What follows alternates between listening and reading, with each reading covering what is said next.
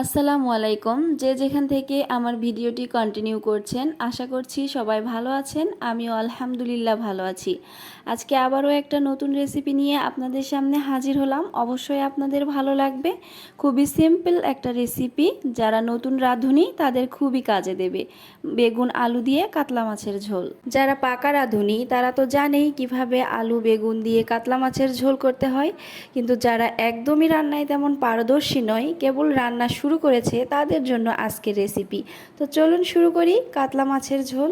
তো প্রথমেই আমি সবজিগুলোকে কেটে নেব। এখানে আমি সবজি হিসেবে ব্যবহার করছি বেগুন, আলু, কয়েকটা সিম আর টমেটো।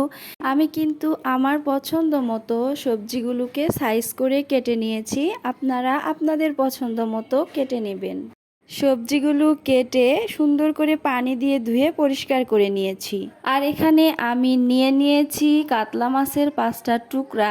এখন আমি এগুলোকে লবণ, মরিচের গুঁড়া, হলুদ, আদা রসুন বাটা দিয়ে মেখে ম্যারিনেট করে রেখে দেব 10 মিনিটের জন্য। ফিরে আসছি 10 মিনিট পরে। এখন চুলায় একটা ফ্রাইং প্যান বসিয়ে পরিমাণ মতো তেল দিয়ে তেলটা গরম করে নিতে হবে। অবশ্যই খেয়াল রাখতে হবে তেলটা দিয়ে যখন ধোঁয়া উঠবে তখন মাছগুলোকে দিয়ে দিতে হবে, না হলে কিন্তু নিচে লেগে যাবে। এখন মাছগুলোকে ভেজে নেব। খুব বেশি ভাজবো না, হালকা করেই ভেজে নেব, কারণ সবজি দিয়ে মাছ রান্না করার সময় মাছ বেশি ভাজলে ভালো লাগে না, হালকা করে ভাজলেই বেশি মজা হয়।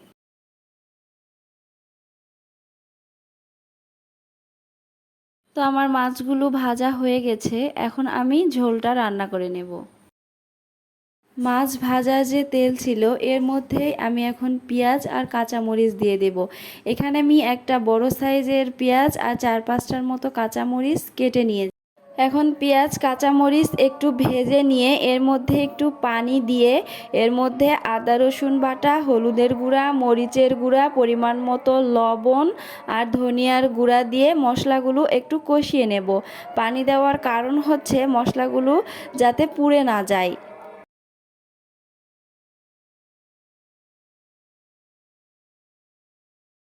এখন কেটে রাখা সবজিগুলো এর মধ্যে দিয়ে ভালোভাবে নেড়েচেড়ে মশলার সাথে মিক্স করে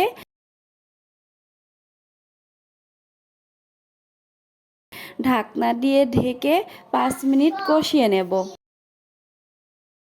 ফিরে আসছি 5 মিনিট পরে।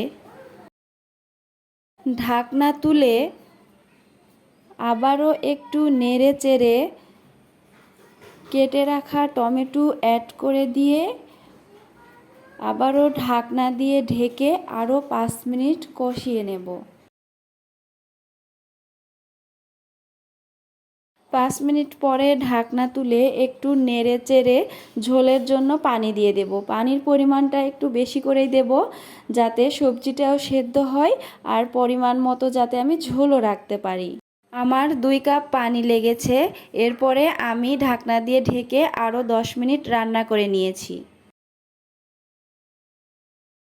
এ পর্যায়ে ভেজে রাখা মাছগুলো ঝোলের মধ্যে দিয়ে দেব আর দিয়ে দেব একটু কুচি করে রাখা ধনিয়া পাতা। তো আমার রান্না পুরোপুরি কমপ্লিট, পরিবেশনের জন্য রেডি। গরম গরম ভাতের সাথে এই কাতলা মাছের ঝোল খেতে কিন্তু দারুণ লাগে। রেসিপিটি ভালো লাগলে অবশ্যই শেয়ার করবেন।